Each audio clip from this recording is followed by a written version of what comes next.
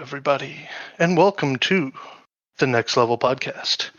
I'm Carmen. I'm back again. But it's okay. You don't have to tell a friend. And that'll be the worst joke I tell all night, hopefully. But anyway, it's great to be back. Glad to be back on the podcast to talk to everybody again. Kind of had to take a hiatus. I think Claire kind of talked about that before. Had to take care of some things in real life, which is really the biggest part of this game, is understanding that balance and really getting that idea back that this is a game and it shouldn't engulf your entire life. So it was very helpful for me. Really helped to take that moment to really get things going.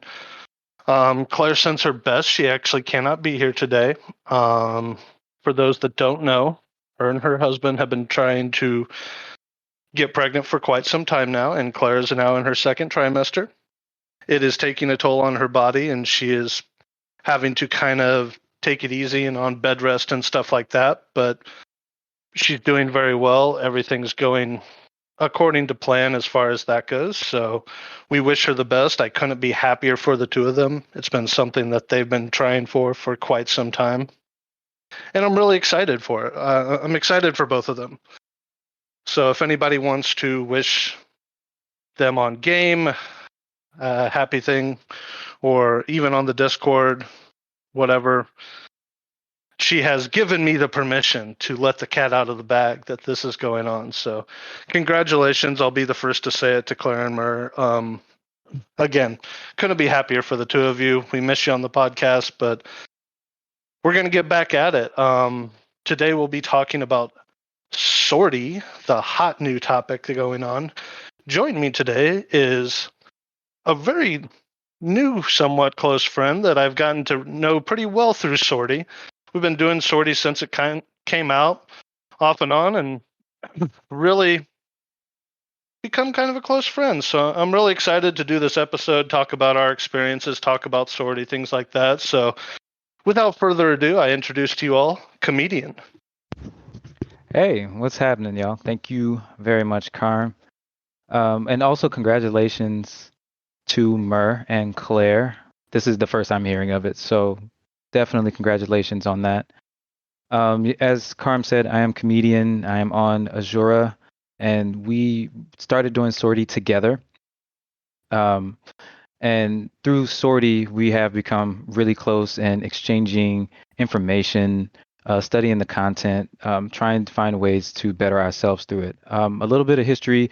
I started playing Final Fantasy XI in 2004 and quit 2009, came back in 16, quit again, and came back in July of this year. So catching up on a lot of stuff. With the help of Karma, I've been able to do a lot of that, and the Next Level Link Show definitely helped me get caught up on plenty of content. So I'm excited to be here. Yeah, we appreciate. I mean, I guess I say we because I'm always so used to being me and Claire. Like, it's just weird to not have her here. But at the same time, I'm excited to go over Sortie with you and talk about the things that we've kind of experienced, because Sortie's been a real change in the meta and the flow of the game, and I think it's just very, very positive for the things that this has opened up and the ideas that Sortie has allowed us to look at, and the comps that it's made us build, and the jobs that it's made us look at again that really haven't seen that much play. I mean, Black Mage is one of the most played jobs now, and for a while it was only an Ongo job. That's really all you cared about with Black Mage, and some key strats, but people would rather just melee burn it and stuff like that. So I really think Sortie's done a great job at bringing the other jobs that weren't brought back into the spotlight from Odyssey. Right. Yeah, it's definitely given me a chance to play the jobs that I have at 99, because most of the time I'm, even though I enjoy it immensely, I'm most of the time stuck on Corsair. And the opportunity to play Ranger, to play Blue Mage, to play Rune Fencer, and be optimal in setups is great. I love the job diversity there. Yeah, I mean, yes, there's always going to be a best in slot ratio of like this best in slot setup or stuff like that. Most people are going with that Rune Fencer, Scholar, Geo, Black Mage, stuff like that. But there's still so many other ways to do content and still have successful runs that's what I want to highlight today is the diversity of Sortie and all the different ways that you can tackle the content, because Odyssey gave us a whole new look at a lot of jobs and a whole new look at a lot of different comps. And we're about to get V25, and Lord knows what that's going to be like. Mm-hmm. But all the different ways to look at content. And I really think it's interesting how different we look at even the ABCD bosses. Instead of like just thinking that we Savage Blade everything, because that's, for spoiler alert, the first 4 bosses of Sortie, when Sortie first came out, it was just a Savage Blade spam. And now, like, you look at these bosses and they just explode when you apply magic to them and you use their magical weakness and stuff like that. And it makes you wonder why we were doing it the way we were doing it the entire time. Right. And that is also really new to me as far as like the recent Savage Blade meta of, just burning everything and melee burning stuff. It goes really back to OG Final Fantasy when you were trying to figure out the best skill chains that applied and then magic bursting them. And the way this is like really applied here is super useful, especially with the Rune Fencer helping with the magic damage. You're not even using the Rune Fencer for any offensive purposes. And now that it's everything is magical, sometimes you're not even engaging, and then you're kiting and you're there to apply Rake, apply Gambit, use Valiance to, help with the casting. It really has brought a lot of diversity to the magic part of the game. Yeah, there's just so much depth. And I think about it, and I kind of came to the conclusion that a lot of the magic strategies would have been, I guess, different without the +2 gear, because the +2 Empyrean, they just did an outstanding job at really boosting from +1 to +2. Like when you look at the Empyrean from +1 to +2, it's like this night and day change where, holy crap. Right. And it really did shine in a lot of the mage jobs, but even a lot of the DG jobs have really gotten, and a lot of the tank jobs have gotten a lot of boost from this stuff. And if you haven't jumped on the ball yet, you definitely need to get in there and do some Sortie. And we'll kind of go over even some solo strats and some solo ideas for people just to get into Sortie. It's definitely content you want to do. So kind of jumping right into, I guess, the beef of the episode. I mean, kind of getting into the tips and tricks, the ideas that we have and the basics. Like when you're thinking about Sortie, a lot of what you do is plan. Like you need to plan, figure stuff out, learn your map. When you're going in there, learn what you're doing. You lose so much time when you have to stop and figure out where you're going. You have an hour to do Sortie, but there is so much you can do. And the more you optimize your time, and there's a lot of running. Oh, yeah. Movement speed is huge in this. So Corsair is really big. That's why a lot of people use Corsair, is just for Bolter's roll and to help the magic stuff. Mm-hmm. You can still use bards for Chocobo Mazurka. I mean, even dancers can pass on Chocobo Jig, and you still have that opportunity. So think about what you're doing, know your route, think about what you want to do before you even go in, and then learn the way you're going. We've gotten to the point now that we've run so many times over and over and over again, I don't even think about looking at a map. I just know exactly where I am. Dude, and that makes it so efficient to just know where you're going before you get there, right? Planning the route ahead of time, knowing what you're doing, like, okay, we're going to hit up A and E, and then you can already have that in your mind where to go. Now, things can happen and things can change. that's where learning the map and knowing where you're going plays a bigger role. We have today, for an example, where we had to change where we were going mid-run. I say mid, but it was only maybe about 10 minutes in. But that changes a lot of what we're doing. In order to make it efficient, everybody's splitting up into different directions now. So now you need to know, okay, where we're going, who's going where, and get there. You still only have, whatever time you have left, 45 minutes to 50 minutes to do anything so that you're not wasting, your key item. Yeah, planning your route. Bringing meds is a huge, huge thing as well.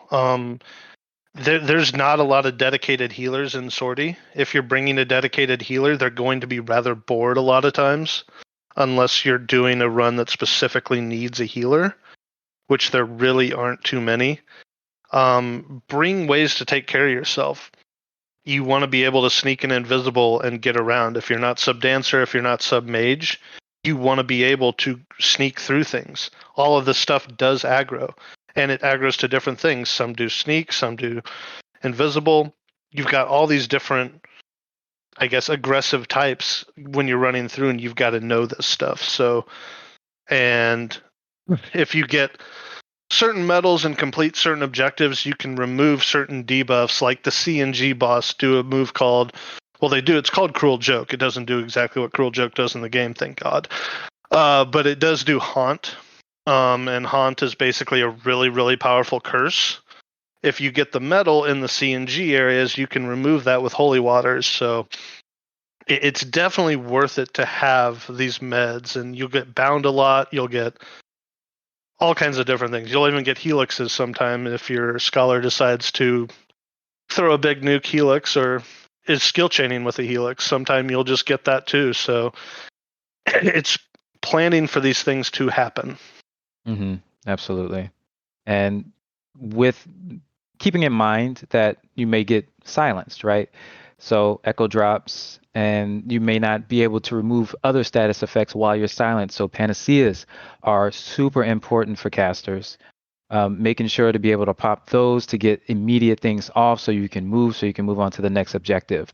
And that kind of leads into, doing your research beforehand.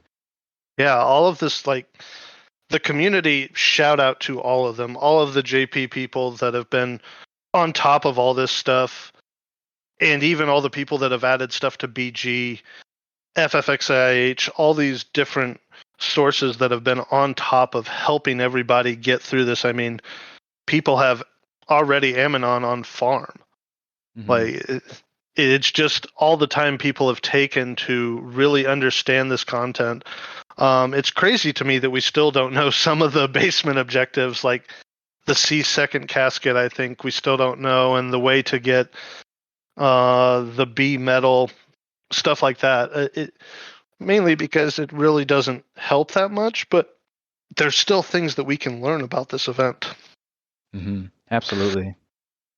So a big shout out to everybody that's been on BG, that's been adding all this information. When Sortie first came out, we were checking daily to find out all the different things that have changed daily, all the things that the people learned. I know, shout out to Velner, who I talked to him a lot in the beginning, and kind of like talked with him about his ideas on the B casket, because I know that one threw us for a loop for a long time. Man. And we finally found that it was timed. So it's just all these people have taken the time to put into this event, and it's crazy. I always say we were playing a 20-year-old video game, but we're playing a 20-year-old video game, and there's still all these people adding all this content, and there's such an active site like BG, like AH, like the official forums. All this stuff is going on. It's really exciting to be a part of. Yeah, and contributing, with what you have. There was a guy today who was asking questions regarding like what bosses we'll be doing and how many cases and starstones we've been getting, and and I found out that, very silly, but I found out that I can apply TH to my full gear, provoke, flash, things like that, in order to help with the drop rate on stuff. In Sortie, it never crossed my mind. Since we don't bring a thief, we don't usually go with that in mind. It's just to clear bosses. But the community has been a large part of, figuring out the objectives what do the metals do? What do fragments do? Where do we get these things? And, even the really niche strat for Amanon, going forward, hopefully, there'll be other setups for it, but we won't find that out until later down the line when, more about him is learned, more master levels are gained, and we're able to, experiment more. Yeah, I would like to know if there's actually full-on testing to know if Treasure Hunter does affect the drop rates from bosses. I'd be curious to 100% know, but it could never hurt just to have like a Geomancer with something macroed into fire or something where they cast Fire 1 and it puts on TH4 gear or something. It'd be interesting, something like that, or even an opening flash or something. Like you were saying, just getting those different ideas out there. It'd be really cool to see if those are 100% confirmed, because I've always heard the theory that they're there, but I've never known for 100%. Mm-hmm. But again, with doing your research, all these people have gone in and done all this stuff really for us. You go to the Gatjot page, which is the first boss. You're sitting here on a boss, and it's got all the physical resistances, all the magical resistance. It absorbs water, the 5% dark resist, so don't even bother casting impact because it's not going to land for any amount unless you settle sorcery, and there's no reason to settle sorcery on the A boss. So, and all this stuff is right here for you. They've got setups, they've got party groups, they've got people that have done this. It's all this stuff right here for you. So there's no reason to not do your research before you go into Sortie and really try to get the most out of it, because a well-researched group and a well-functioning group can be the difference between getting 10K in a run to 44K Galima free, which is the currency of Sortie. Mm-hmm. So it really definitely rewards you for knowing what's going on. And we're constantly improving even our runs, and we've done runs basically since the beginning. We've started doing a split strategy at the beginning where we're splitting off into two groups to do A objectives, B objectives, C objectives, D objectives. We meet up, and then we just go boss crazy. And that's like saved us probably easily 10 minutes worth of time. Oh yeah. We like even today, bro, like it was even with the plan changing, we still had plenty of time. Even with that change, we still did A, B, C, D, E, F, G, plus all of the Bitzer chests, plus the Porksy, plus the Abdallah, plus having our Black Mage go randomly walking Bro, around the he went different area. rogue. He went rogue today. So it's just planning these things out, knowing exactly what you can do, and having people that take that lead role and say, hey, by the way, while you're doing this, I can be doing this. We have a member in our group, shout out to Boric of Asura, who I swear he will never stop, no matter what, to find a 100 Galima free objective. If there's one around him, he's going to do it. He has a macro to strip himself naked to do the A sheet every time and get that 100 Galima free. He's always casting haste the first time, and it's crazy to think like how many 100 Galima frees we've gotten over the time, and how much that has maybe even added up to over time of him just doing 100 every single run. Mm-hmm. And he's always short on his upgrades. Yeah. Even with the hundreds that he gets, he's always short on his upgrades. Somehow he's always the one that ends at 69K.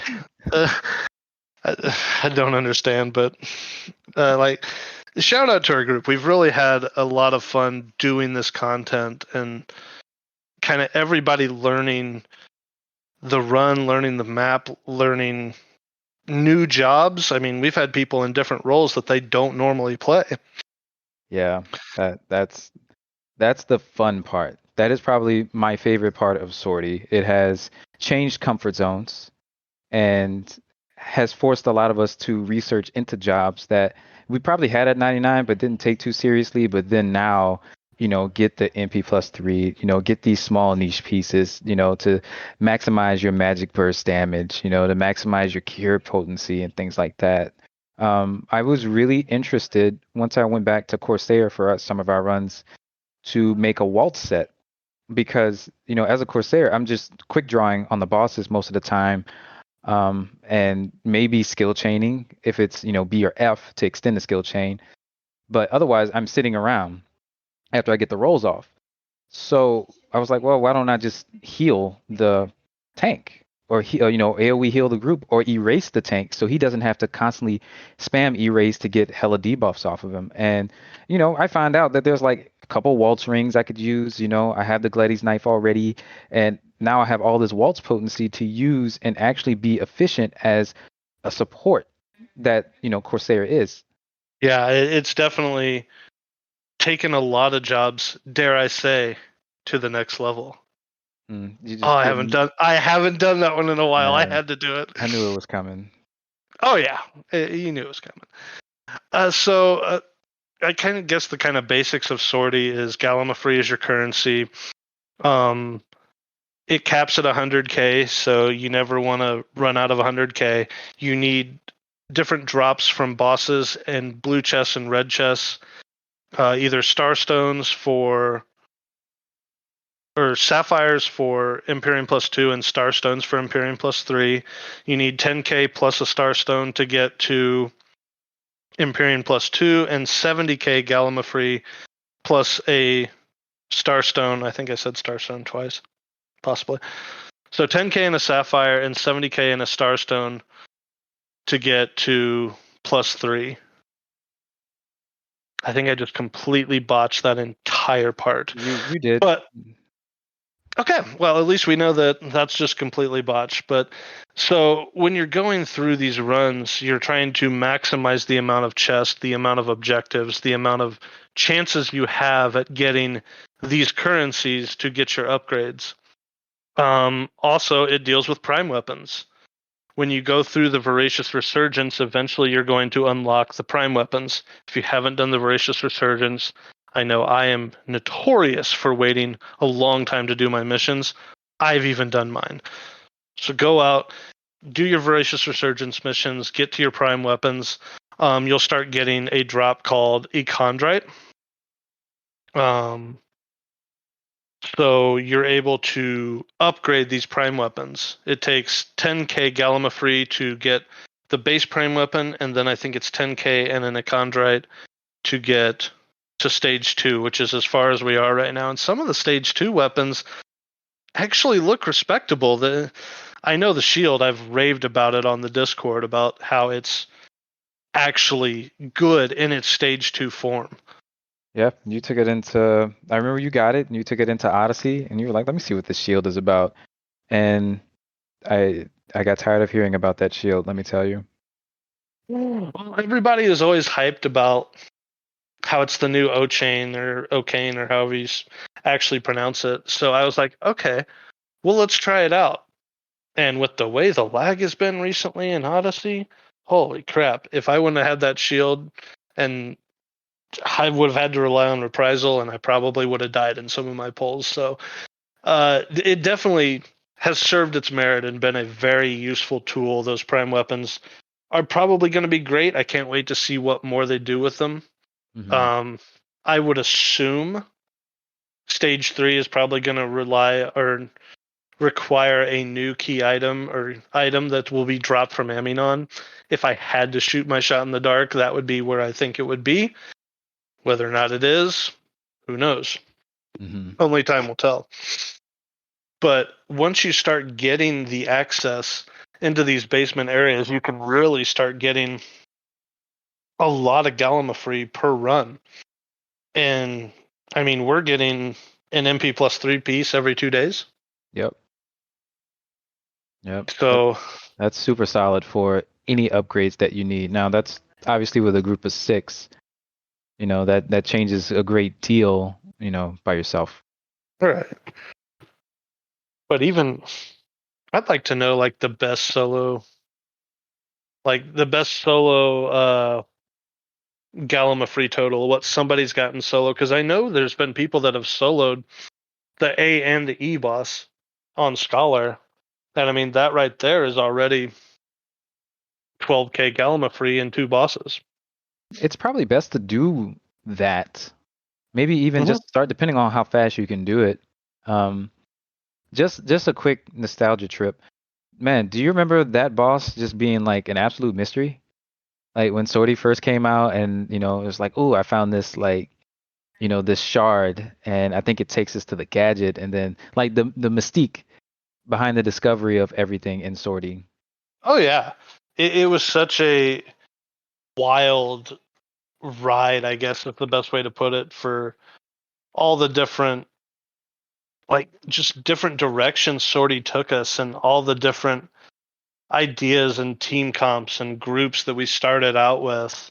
Mm-hmm. And I mean, even, I guess, the people has been somewhat of a ride too, because you got to sit there and find the group that fits with you, the group that makes sense, the group that you mesh with, things like that. And I encourage people to go out and not so much always join pugs, but make your own group, talk in your link shells, talk to people.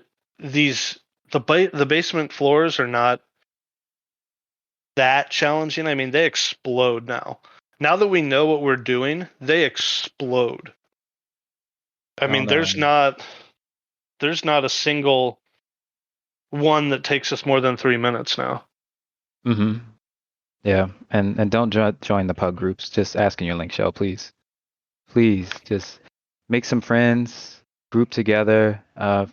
Job diversity is important. If you can't find it in other people, find it in yourself.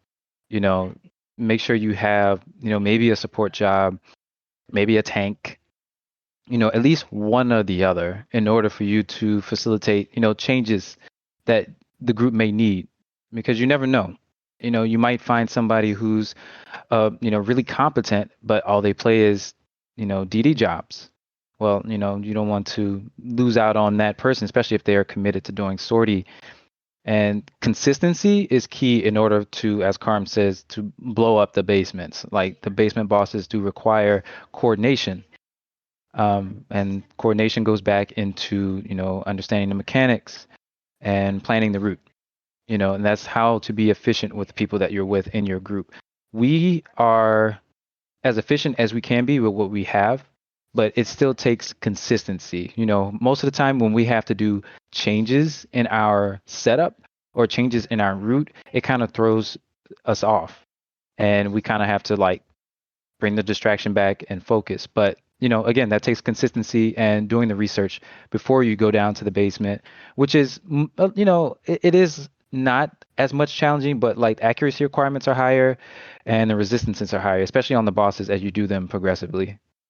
Yeah, but the great thing about it is all the Empyrean gear that you're getting for doing sortie is giving you that magic accuracy. A lot of my nuking sets, because I've been playing mostly Scholar and Black Mage, which are 2 jobs that, I mean, honestly, Karm did not play that often. And now it's basically all I play is nuking jobs, which is great. I love it. It's so much fun, and it's brought new life to these jobs. But the Empyrean gives you so much of this magic accuracy, and you don't have to have R25 Agwus and R25 and Pocket Staff and all of these other big Odyssey things, because you can get around it with different sets. I mean, I don't have a single R25 piece of gear from Odyssey. I'm working on it, but I still do not have a single R25 piece of gear, and I think we're doing just as strong as any other group out there, really. Oh yeah, it's fantastic. I especially the consistency with the times that we go, and the flexibility. I have enjoyed. I guess this leads into job breakdown. I have enjoyed playing Rune Fencer a great deal, Mhm. and I leveled it because I did want a tank. Paladin in no game has ever interested me, ever. Well, And it's okay to be wrong. bro, you feel how you feel, but Rune Fencer is where it's at for me. I was like, okay, I can DD and I can tank. I can, do a little mix of both. And I'm like, okay, this is kind of dope, and learning what I think the most challenging part for Rune Fencer was learning, what abilities did what and what spells I had, because I play no spellcasters whatsoever. So Rune Fencer was the first. And then Karm is telling me that I have to sub White Mage. Like, what? I got a double cast now? Yeah, that was a lot of fun. But the introduction of Belt has really brought Rune Fencer into its own. Um, this is another job that has gotten a huge boost from its Empyrean. I think Rune has at least four great pieces of Imperium +3 that you almost have to have. Mm-hmm. I'm still not sold on the body, but that's just me. I've never been sold on the Rune Fencer body, but I think the other four are incredibly important. Definitely the head, the legs, and the feet. Mm-hmm. It's just bringing all these different aspects to Rune Fencer and really having all of these just different tools and different ways to play the job. Throwing in that Schroeder belt, it gives them the sustain and the way to take care of themselves in a way that they've always had to rely on others. Um, and I've always hated that about Rune Fencer because I do play Rune Fencer. I played it a lot in Odyssey, and I hated the fact that I always felt like I had to rely on my white mage. I Mm-hmm. always had to like rely on somebody else to keep me alive, to keep me if things went wonky. Mm-hmm. Because Rune Fencer has a lot of, I guess, things to keep itself sustained. But if things start getting weird and things start getting wonky, you don't have a lot of oh crap. Right. You're blowing a lot of your stuff to keep enmity, stuff like that. So it's really brought this job into a point where now the Rune Fencer can tank. It can add Gambit and Rake to magic setups like it always has. And then now it can bring this sub White Mage, or if you're Master level 30, you can even bring sub Scholar and be able to sustain and take care of yourself in a setup that doesn't have a dedicated healer to take care of anybody. And sure, Mm-hmm. you're going to have the region 5. You do need that region. You do need the other spells that the buffs are giving you, but through that sustain, you can sit there, you can have your own bar spells, you can have your own erase, you can have your own everything, really. You're just completely taking care of yourself. Man, and that has probably been I'm so glad Sortie was my introduction to in-game tanking. It has, bro, it's such an amazing thing. Just the self, like you said, the self-sustain, being able to cure myself, haste myself when that wears off, Aqua Veil, Stone Skin, in the middle of the fight, because most of the time you're not taking physical damage, so my spells don't get interrupted. I can erase myself, get all the debuffs off while still maintaining enmity. And so this gives me the freedom to observe the log. What's changing? Is Gartel changing hands? Are fetters popping? How much time we have left on setting the stage, things like that. It lets me see if someone's casting the wrong spell, and we can kind of curve that into the right direction. Like on the D boss, if he's using a different TP ability, just keeping tabs on things because it's so self-sufficient. I don't have to ask anybody to cure me. I don't have to ask anybody unless it's an emergency, which at this point in time, in my experience, nothing has been that challenging. Yeah, there's not a lot of. I mean, it's all magic damage. Hmm. When you get into Sortie, some of the outside mobs, like the Nakuls and some of the Foamers, they can be dangerous from a physical damage point of view. But when you're just doing bosses and you're just doing the mini bosses, really the only one that does any sort of physical damage is the F boss. Otherwise, it's all magical. The F boss has some autos, it has some things, but even then, the big part is the fetters, where you get the magic defense down aura, and you're like, oh crap, and kind of have to panic for a second, get yourself going. But otherwise, there's really not too many dangers to a self-sustaining rune fencer. Hmm. And the crazy part to even think about more is when Rune can sub Scholar at Master Level 30 and get, not only do you get reduced MP cost on Light Arts, not only do you get Cure 4, you now get a Session. So you can have 3 charges of Majesty Cure 4 the same way a Paladin does. I mean, yeah, you're not going to be able to just sit there and spam it, but how often does a Paladin really spam Majesty Cure 4? I'm So looking you're forward going to to, that. yeah, you're going to have all these options to you, and not saying that, because Cures got kind of dropped in the toilet when they added Majesty as far as their hate, because every person that it hits, it gets less and less and less and less and less, stuff like that. So it's not as big, but it's still that utility that you're providing. And you can sit there and if something crazy happens and hate drops and all of a sudden the fetter pops on your backline and your backline's now in trouble, you can be the person a session erasing or a session cure foreign, and now nobody's in trouble anymore. And you've solved that from the tank, and you've been using enmity the whole time, so now it's back on you. And Hmm. you've basically saved the run. So there's a lot of cool different things going on with jobs and new ways to play them that people really weren't thinking about. I mean, even getting into our next job with talking about Ranger, people didn't really talk about Gastro that much. And now the yells say R15 Gastro Ranger only, blah blah blah blah Right, blah. Like man. you Like, spoiler alert, you don't need R15 Gastro no. to do this content. Does it help? Sure, everything helps. MP plus 3 helps, MP plus 2 helps. I mean, our Black Mage got his first piece of MP plus 2 yesterday, and we've been doing all these runs consecutively. Hmm. Absolutely. So And with the Ranger, it was it was a shock going into the basement and you're missing all of your shots. You're missing your weapon skills. It's like that's unusual because now you're fighting about the equivalent of wave 2 mobs without, the debuffs on them.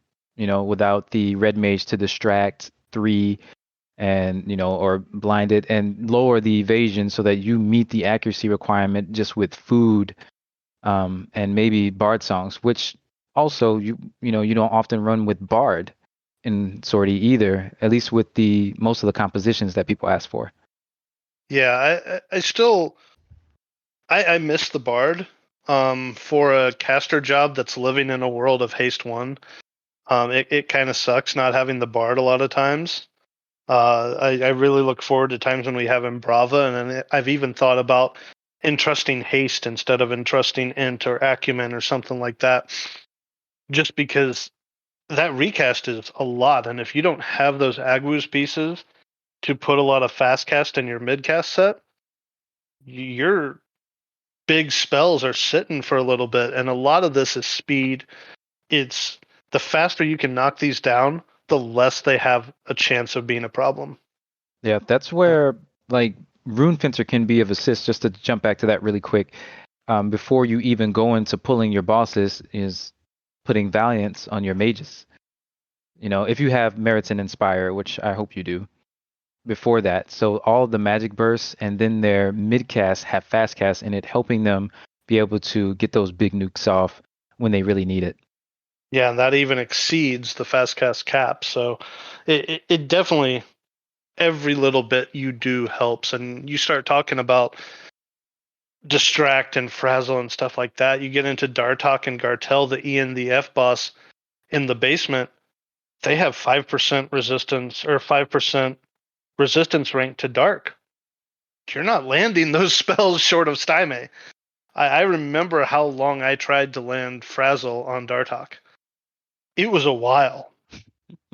And I finally was just like, fuck it. Here's Stymie Frazzle. And it landed instantly, of course. Or you could use Subtle Sorcery to land Impact. But it's really not worth it to throw all of your abilities at one boss, especially when you're trying to get through this. And when you're trying to learn these bosses, Hmm. you don't always have to sit there and say, oh, well, we can't blow everything because we're going to do 40K on our first run ever of the basement. Like, you can't expect that of yourself when you're learning these. The first time we ever did the Magic Burst strategy on the D boss instead of Savage Blading, I mean, we popped Tabula Rasa, we popped Bolster, we popped all these things just to learn the strategy and to help us while we were getting through and actually understanding it. I mean, today we dropped it without even really batting an eye. So it's impressive to see the learning process and how these things come together just by doing it. And no one should be ever discouraged of trying to do these things. That's really what the point I want to get across with this sortie is. All of this is tackleable. You don't have to be a career scholar or a career black mage that's played black mage since the 75 days of time nuking and this, that, and the other. And I was a black mage when all the other people wanted to dream about being black mages and blah, blah. You don't have to be that guy. You can pick up black mage on the spot and just start learning about the job. That's where I learned a lot about black mage, is from this, talking to people about it, talking to people like Spicy Ryan on other streams, or talking to anybody really about the different resistance rates, how it affects black mage. And you go into the black mage guide now, holy crap, it's so well updated in the community guide that it just really breaks it down, how to understand D-Ent, how to understand magic accuracy, how to understand really like how Magic Burst 2 is kind of faded out. Not too many people are using the EA +1 that everybody thought was the top tier of everything. Now you've got these other options to experiment with and have more consistent damage because you're throwing in more magic accuracy, more magic damage, more magic attack bonus. So you're, instead of doing a cap damage nuke and then a 30k nuke, you're just doing constant 80ks. Oh. And that's what Sortie is about, is just understanding that what is enough. That's really what Odyssey taught us, is how much is enough. And we're moving away from trying to only see the big cap damage numbers and only relying on Rake. But yes, Rake is huge. Rake is enormous on how you to cap damage, but you can be capping damage right now without Rake, without that window. Mm-hmm. Yeah. Um, The Black Mage page did get some love. I just looked at it really quick. yeah, the community guide is insane now. That's awesome. Spicy's done a very good job. I know a lot of it was him updating it. I know there's probably some other people, but I think he's been really instrumental in learning about Black Mage. I mean, he spent probably the last 6 or 7 months learning about Black Mage and has really taken that guide and molded it into something that really has helped a lot of players, I think. So big props to everybody that's worked on these guides. It's helped definitely me a lot. But yeah, talking about the accuracy requirements, it's crazy and mind-blowing when you first go in to think of a mob that requires 1,650 ranged accuracy to reliably hit. Boy, It's humbling. It is humbling because you're not there, especially as the ranger or the corsair. They're not there for your damage. You're there for the skill chain. The damage is coming from your nukers, so you can take out, some ranged attack in favor of ranged accuracy, so that you can reliably hit. Especially corsair. Corsair is suffering for ranged accuracy in the basement of Sortie. So you definitely, like, all 5 pieces of the MP set give 60 plus ranged accuracy. And, you might want to move some of that into your ranged accuracy sets, just to be able to swap to that. And especially in your triple shot set, you got to remember to update that as well with a ranged accuracy set as well, so that you can reliably hit, get that, extend your skill chains on BNF. Be able to provide some sort of support for your group if you sub dancer, that is, because all of that makes a big difference. You being able to actually hit the boss and help out the group, expedite the runs.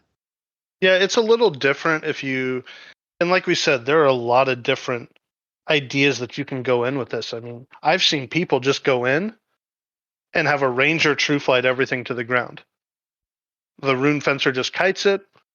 The ranger is all the damage. I mean, ranger can cap 9s with Aurora Storm, R15, Gastro, la-di-da, stuff like that. So you can see those big numbers on ranger, and you can do this without the magic bursting. You just have to know it's going to take longer, because instead of having 4 or 5 people or 3 or 4 people nuking for big damage, you have one person who is doing all the damage. And in the sortie basement, you start getting these restrictions on your weapon skills, where any subsequent weapon skill within 10 seconds gets 90% reduction. So there is no Savage Blade spam. You can't go in there and have 4 people just Savage Blading nonstop, because you have to wait 10 seconds in between runs. And I've seen people, even groups that will gravity the E-boss, have a rune fencer kited around and let a warrior Savage Blade every 10 seconds. It's painful to watch when you've actually done it the fast way and actually just magic burst it to the ground. But for some people, this is still an option. These are still ways to do this.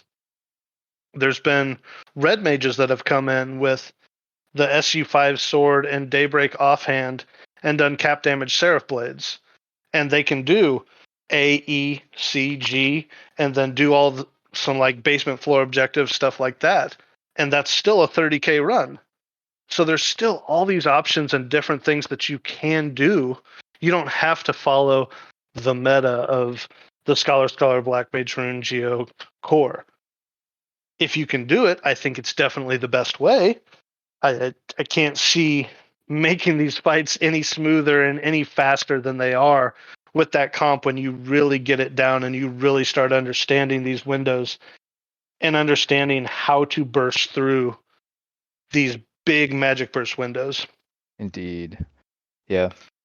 Again, that does take consistency and practice and coordination. One of the biggest jobs I think that has come into its own, that really got the shaft in Odyssey and just really didn't see a lot of play, is Geo.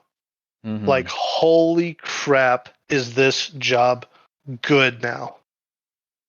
There is so much to do on Geo now, and it is awesome. I haven't gotten to play Geo in the basement that much, but just watching all the stuff our Geo does, and I mean, they're nuking, they're debuffing, they're throwing bubbles, they're throwing backup cures, they're really doing everything. They're polling. They're busy. Yeah, it's a busy job when you really start, and that's what Geo wants. Geo has always wanted to be this busy job that's going and doing everything in the Magic Burst world, and their Empyrean has just floored their their damage is legit. Bro, I had no idea Geo could nuke like that, to be honest with you. Not a lot of people did. This event has brought Geo into the main stage and showed what this job can do. I mean, half the time our Geo out nukes me. And not saying that I'm some big freaking crazy person, but you gotta step it up. You can't have that. I'll take it. But I mean, you see Geo's capping damage.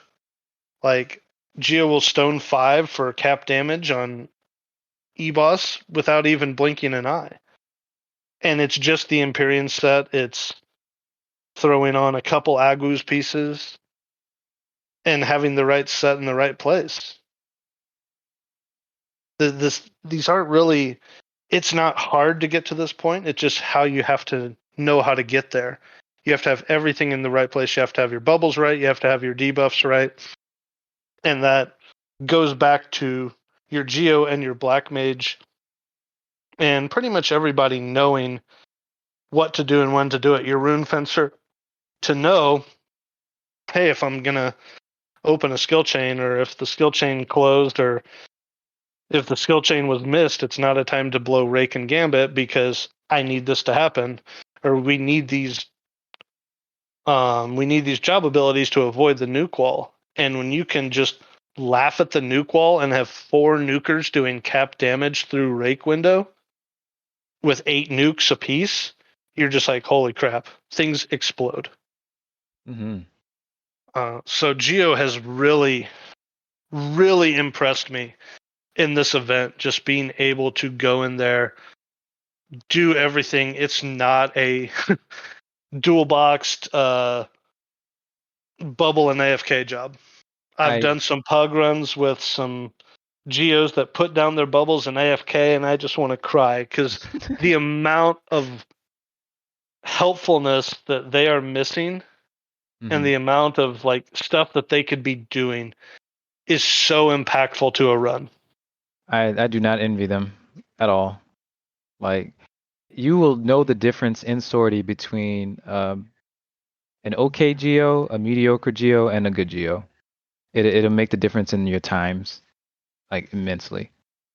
Yeah, it's insane when you can't think that any of these jobs are one dimensional. Sure, Black Mage is pretty much just nuke through the Magic Burst window. That's the closest thing to being one dimensional, but their debuffs really matter. When you can actually land that impact on C and G, and you can throw that burn on A and E, same as C and G as well. So A and E you can burn, C and G you can burn. You can't burn B or F. Um, and then, and when you can throw that impact on, and you have that intelligence down, because these mobs have some decent intelligence. Mm-hmm. When you can get everybody over that window and break into that next D tier of damage, it's very noticeable. And understanding when to use your abilities, because I'll never understand people doing runs without using their abilities somewhere. I Mm-hmm. mean, They there's all have some uses. abilities that you save. There's some abilities that you save, like you save Wild Card for if you really need it. You save Tabula Rasa for C boss or G boss. Sorry, not C boss, but save it for G boss. Or if you do H boss, you're going to save it for that. You're going to save some abilities, but things like Subtle Sorcery, Mana Font, Bolster, you plan these out, and that goes back to planning your run. When are you going to Tabula Rasa? When are you going to Subtle Sorcery? When are you going to Bolster? When are you going to throw these things? I can tell you how we do it.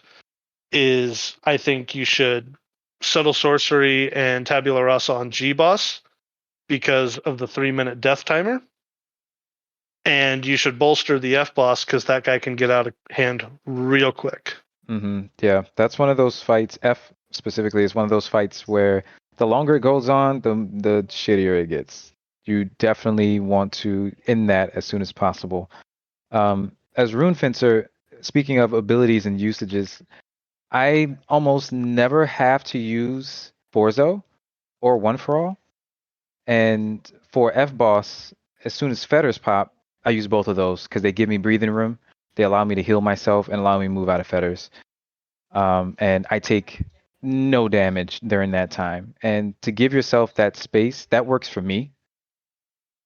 And allows everybody to keep nuking. Nobody has to stop nuking to heal me, to erase me, because I can do it all myself. But that's because I chose to lean on those abilities for that specific purpose because I'm not using them elsewhere. And all of these bosses have an oh shit, we just screwed up mechanic. Mm-hmm. Even the beginning floor still has those oh shit, we just screwed up mechanics. Like the A boss, even the A boss, if you heal it with water, it's going to blow it back at you tenfold, and it will one shot anybody. That boss is no joke if you use water on it. So when you are going after these bosses, it's important to again do your research and understand what their weaknesses and what their absorption is. Because if you heal these bosses wrongly, like A and E, D and H, they become really a big pain in the ass. Mm-hmm.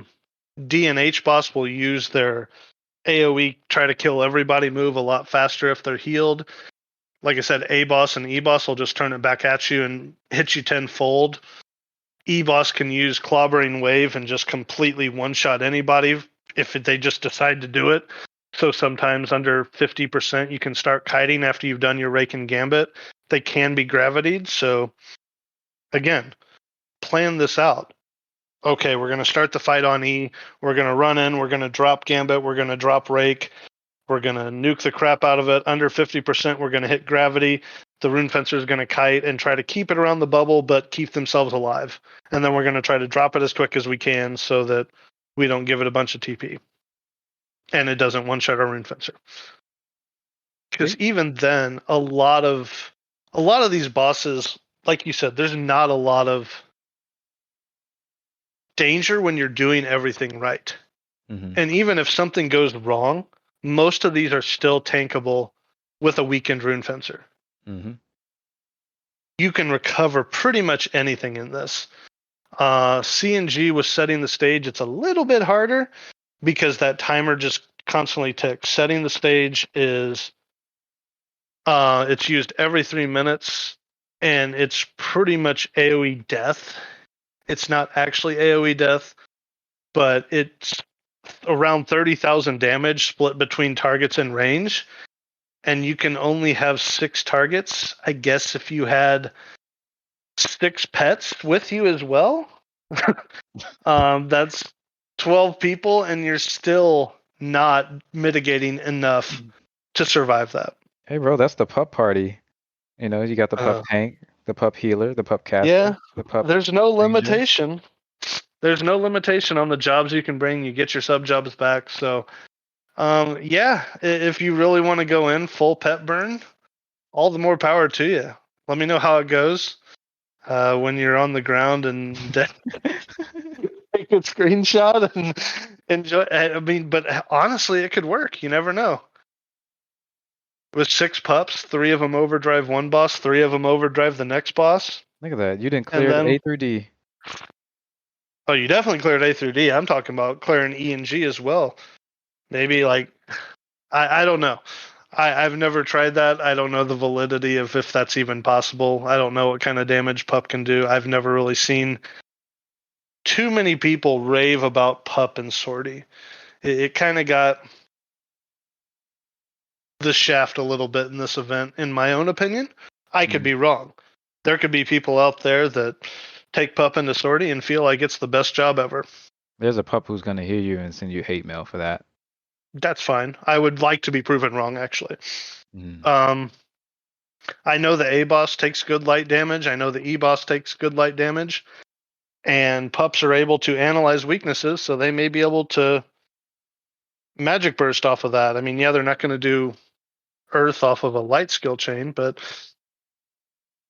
you never know. I know that it takes pretty good thunder damage as well, just being a water mob. I think it's 70% resist to thunder and 85 to earth off the top of my head.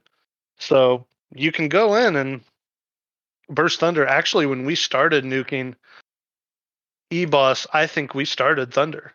Yep, we did. Before we learned that it was earth, and I was just like, wait a minute, it's a water mob. Why in the world would it be earth nuke? I think that blew my mind for like a week. I couldn't let it go either. I mean, me not let something go, who would have thunk it? Here we are. And here we go. So, kind of talking about, we've talked about it a lot. Scholar is a big part of a lot of these compositions. It's a job that's really it came into the spotlight big in Odyssey and kind of fell off towards the end. A lot of people were like, okay, I still want to bring a white mage. I still want to have that Yagrush, do these things. Sortie, I have never wanted to bring a white mage. I cannot ever remember a time that I was like, I really want to bring a white mage instead of a scholar. And why is that? I think the amount of depth that a scholar brings and the amount of things that a scholar can do far exceeds what a white mage can. I mean, don't get me wrong. White mage has a pretty strong, powerful regen. It can sit there in a session regen. If you're doing a light skill chain with a dart or a ranger, they can magic burst holy. Don't get me wrong. There's gear out there to do it. There's people out there that can do it. And now with Sub Scholar and you getting Rapture and stuff, you can Rapture Holy too. But it really seems less impactful than what a Scholar brings to the table with bringing Climaform, Weather 2, all the different nukes, being able to open skill chains, close skill chains, Tabula Rasa for Embrava. It's just all the different things that Scholar brings to the table. Every part of their kit is useful for Sortie. Mm-hmm. I found it to be. I've learned a lot about the other jobs that I don't play because of Sortie. Scholar specifically regarding like changing between the arts. Learning what their, SP abilities do, You learned how they're about used. helixes. Man, oh my God. Damn, helixes. Yo, do not look, PSA, do not helix Gartel or LeBron when he's in, zap mode, because it will get zapped onto your tank and he will die a horrible Don't death. do it, period. He Man. keeps his debuffs in between modes, and he can switch hands, which is what we're talking about. I didn't want to go into all the mechanics of every boss, just kind of like a broad overview of Sortie, but Lashawn and Gartel have a hand that is illuminated one element, either thunder or wind, and their weakness, elemental weakness, is the opposite of what hand they're on. When they're on Thunder Hand, it does a move called Zap, which zaps any of the debuffs that mob has at its target. So you imagine bursting a 40k Helix on Gartel, and all of a sudden that gets zapped to your tank. They're taking a 40k tick. Yep. You can get lucky and have time to erase it before it ticks, depending on where it is in the timer, because they're every 10 seconds, or it's like every 9 or 10 seconds, one of the two. And you could get lucky and the clock isn't ready for it to tick when they get zapped to it, and you can erase it, but I really just wouldn't take the chance. Yeah, and it still happens. It happened today. I had to erase a Helix today. Didn't I, Carm? Well, that was Lumino Helix, which is part of the skill chain. It wasn't a full bursted Helix like Geo Helix 2. If you would have had an actual bursted Helix, you would have died instantly, don't worry. I would make sure of that. Oh, this guy, okay. But even Scholar, with the new gear that they've gotten, like the Imperium pants are disgusting. I cannot rave enough about the Imperium pants for enfeebling.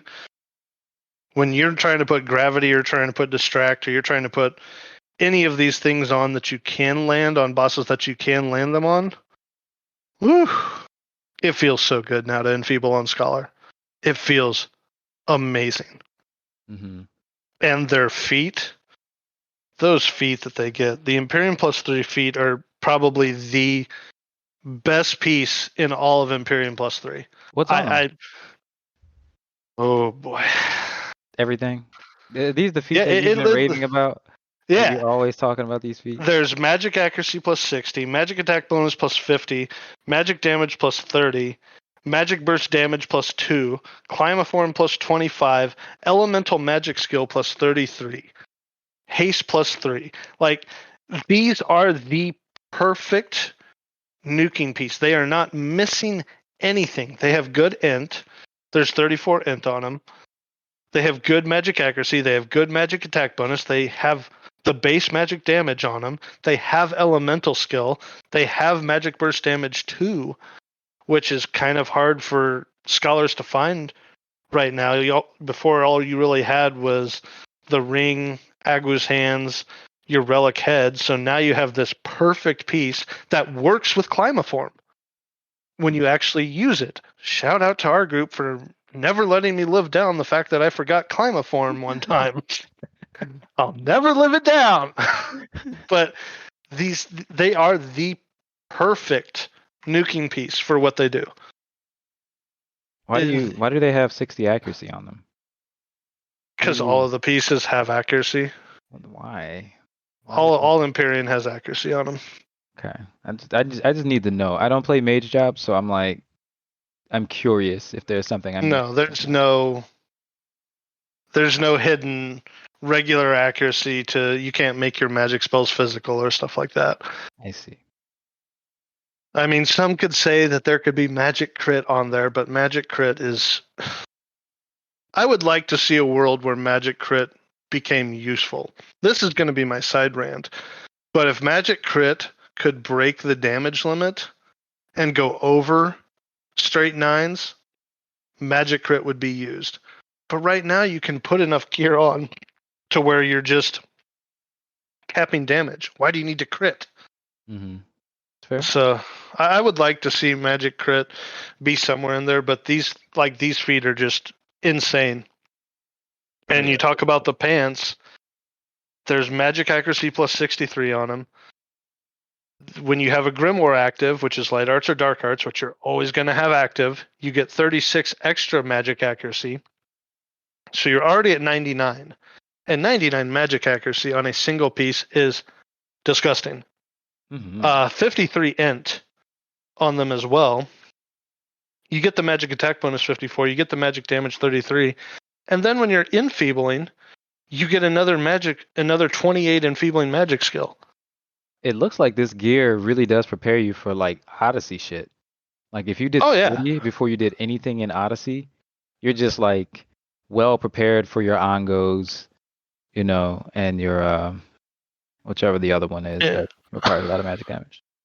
Honestly, I didn't. Marmor Crabs is another one that you nuke. Razkanavich is another one that you nuke. Yep. Mm-hmm. I didn't even attempt V15 Ongo until I already had a lot of the sortie gear for my Black Mage, just because I didn't have Black Mage. I had done it on other jobs, but I didn't attempt it on my Black Mage until I had already had a good solid set from sortie and I felt confident. Mm-hmm. It's become this bridge in the 1 to 119 guide, if you even will, where as soon as you hit 119, you can start doing sortie. You can start doing A through D. Yeah, it's not going to be amazing, but there's all these different ways to get Galima free, and you're going to start getting these +2 pieces, and this jump is enormous. Yeah. All the DT that's on these pieces, even some of the weapon skill pieces, I think most of the melee jobs get a weapon skill damage +12. Yep, they all do. And I know the Corsair one is really nasty. Yo, that is the first one you get because it also has Phantom Roll duration on it. And, then you have the 12 weapon skill damage and the ranged accuracy, the ranged attack. It's best in slot for your physical weapon skills, shooting wise. And I think you Savage Blade in it too. You can. It lacks attack for Savage Blade, which is kind of where Corsairs are starved. But that's fair. You can still use it for that. Yeah, I guess it does lack attack, but you're getting attack from, if you're Savage Blade spamming, most of the times you're getting attack from so many different places anyway that you're going to have it. A lot of people use Nyame just for the skill chain bonus. Mm-hmm. And so that's another thing. But those gloves they're something. Man, they're nice. So a lot of this gear is just, it transitions you into getting ready. A lot of this gear has helped us do Odyssey on a better way. When I cleared Ongo V20, we had like 5 minutes to spare. And that was without a single piece of Agu's R25. I still don't have one. I think my gloves are the highest at rank 20. So I'm still working on all these things. But Sortie is giving me the ability to work on them even better. So get involved with this event, please. Indeed. We kind of highlighted Red Mage a little bit for Sortie. Red Mage is also involved in the Aminon strategy, which for people that haven't looked at the Aminon strategy right now, it's just a TP cheese where you're going in with the Magic Burst setup, and instead of 2 Scholars, you take a Red Mage for Stymie Sleep so that you can reset everything. Everybody subs Dark and uses Absorb TP with Magic Accuracy. You open skill chains, the Corsair extends it, you Magic Burst Death, you Magic Burst Asper 3, and you never run out of MP. So it's kind of depressing way to go about it. It was kind of lackluster because when it first came out, everybody was like, "Holy crap, this thing's going to be ridiculous," and then we found a way to cheese it. So it's kind of lackluster as compared to the thought and the strategies put into all the other ones. But I'm sure there's going to be more thought and more strategy put into Aminon, and we'll eventually find probably a faster way and a more fun way to do it. Because right now it's like 20 minutes of a slog. It's 20 to 30 minutes of a slog of sitting there casting Absorb TP on cooldown and Magic Bursting Death. It's a slog. That sounds really boring. It's going to be.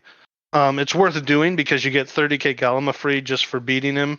You get a automatic Starstone. You get an automatic Old Case +1. I mean, we haven't even talked about the earrings. Holy crap. But man, you get an automatic Old Case +1 from this guy. So, I mean, he's worth to have on farm. And yeah, it takes up 30 minutes of your time, but what the heck else are you going to do that's going to give you 30k Galima free in 30 minutes? 3 basement bosses? That's fair. There's a lot of setup for those, though. No, how much setup? Like, you can knock out 3, well, I guess. It's not you still got to do the upper objectives. You got to run around a lot. You got to do all this different stuff. It's going to time out to about the same. It's going to time out, but it's guaranteed Starstone and Old Case +1. Like, so you're getting it. I wish I cared about Old Cases. Okay. Yeah. So all of the Empyrean earrings or job-specific earrings come from Sortie as well. +2 earrings only come out of Old Cases +1. Old Cases can upgrade into +1 earrings. It's when you open an old case, it can be any job in the game. There's no thought put into it of what it is. There's no, oh, well, you're on Black Mage, so you're definitely getting a Black Mage +1 earring. Or you're on Scholar, so you're definitely getting a Scholar +1 earring if you get a +1 case. No, you can open. I opened 5 old cases today and got 2 Beast earrings and 3 Red Mage earrings in queue. Yeah, you get the complete opposite of what you want. So think real hard and hope.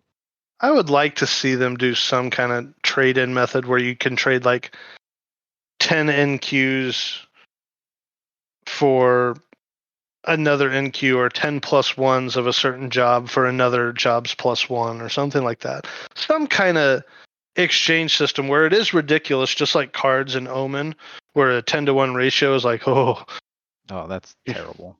Yeah, you hate it, but at least there's something for those people that are just cursed and constantly get like Bard +1 or just some job that they don't play +1, or I guess the relevance in Omen would be somebody who has to go Bard every single run and they trade in their Bard cards eventually to get Black Mage. And yeah, it's a slog, but at least there's something.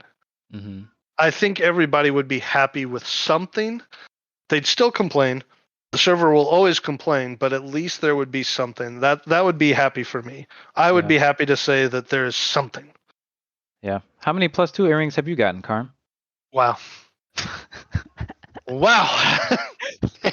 And that's the podcast. Oh, yeah. I have yet to see a +2 earring. Damn. I've had to watch people in our static get +2 Black Mage earrings and not even play Black Mage and get them right in front of me, and I just want to cry. Shout out to the +2 Black Mage earring.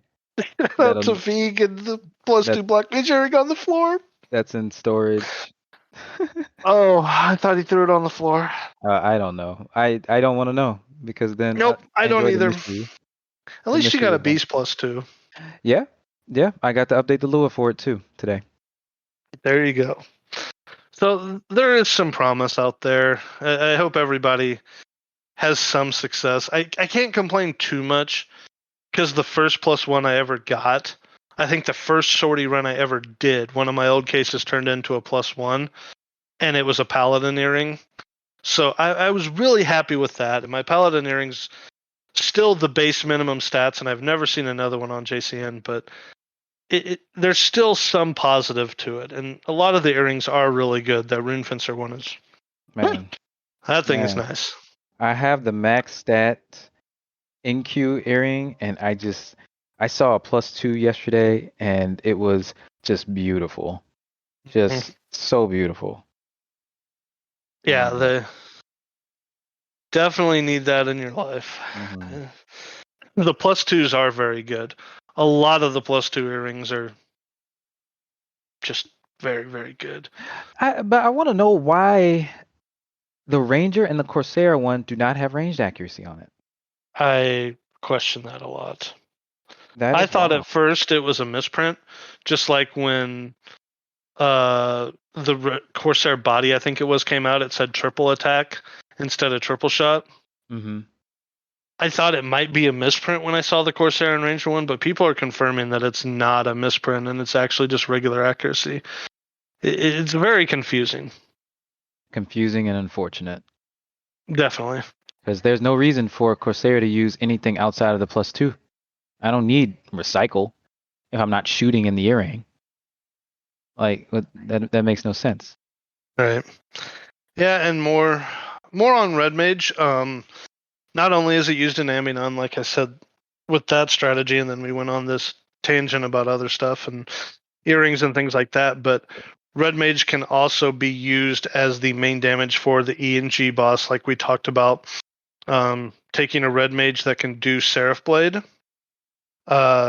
you can really get through these bosses and knock them down to the ground. And if that's what your party needs to do, then that's what you do. You optimize what you have. Not everybody has a really good geared black mage or somebody who's confident.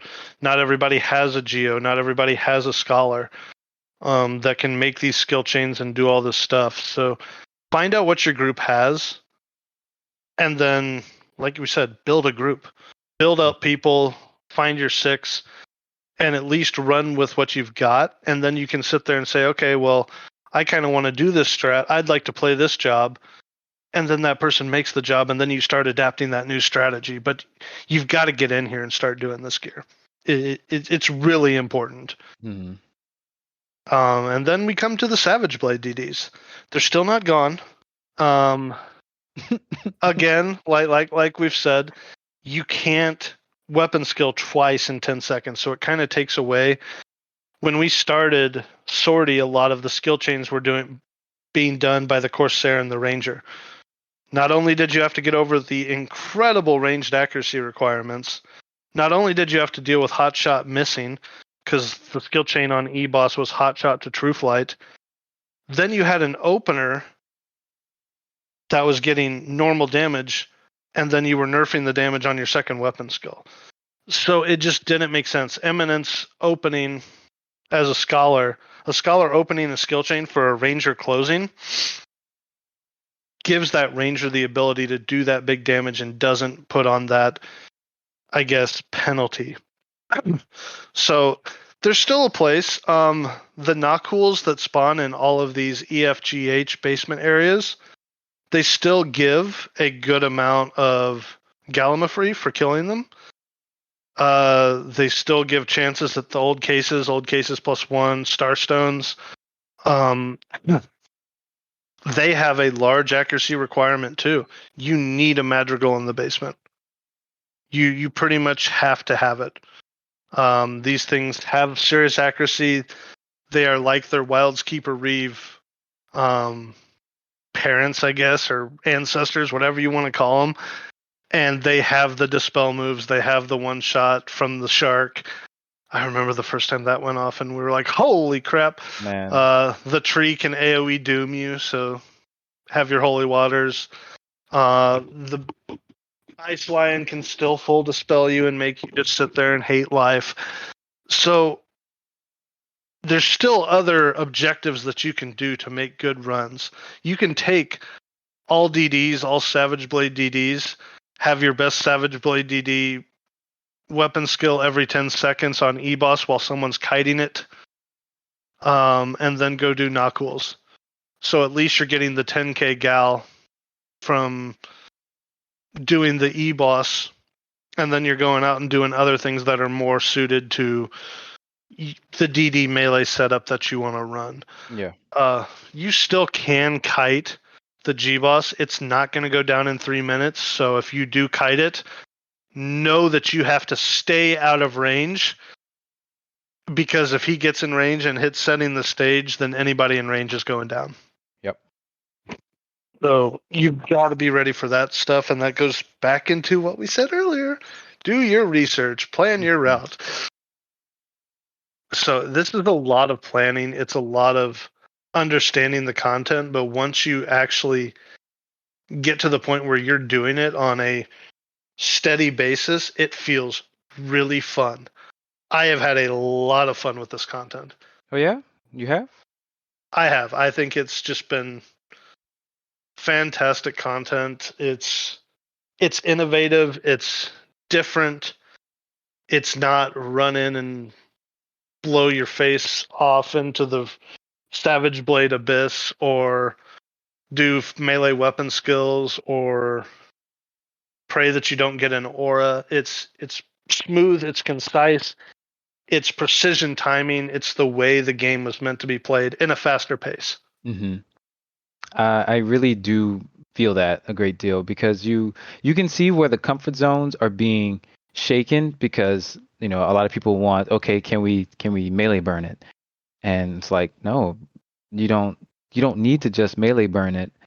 And that's what's been conditioned, within the last couple of years of the game, is looking for that melee burn. How fast can we do it? Can we just throw damage at it? No skill change, no magic burst. Can we just like throw our faces at it and get it down? Whereas this, requiring coordination, you can also feel sometimes frustration in group setups. Yeah, I'll tell you, if you're a melee, unless you're a rune fencer or a paladin or somebody that is built to tank and set up to tank, you don't want to be in melee range of most of these. It's not fun. Mm-hmm. Most of them have AoE attacks or things around them. The C and G boss can completely wipe your TP constantly. It's just not fun to be a melee in these bosses and these setups. Yep.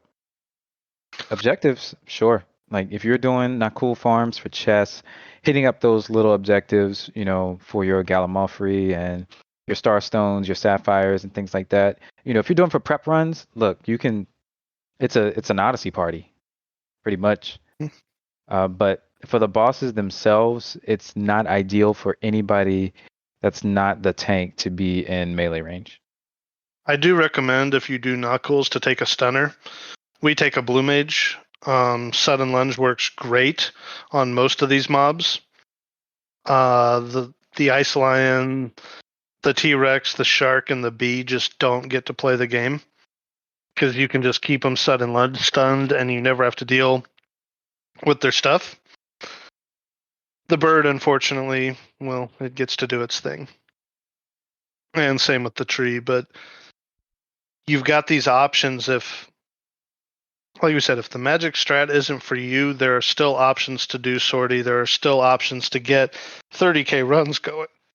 Indeed. So I guess that kind of brings us into, a lot of people on the Discord were asking about the best solo path, or the best trust setup, or the best way to tackle sortie as a solo player. It goes back to our tips and tricks. Learn the map, plan your route, know your job.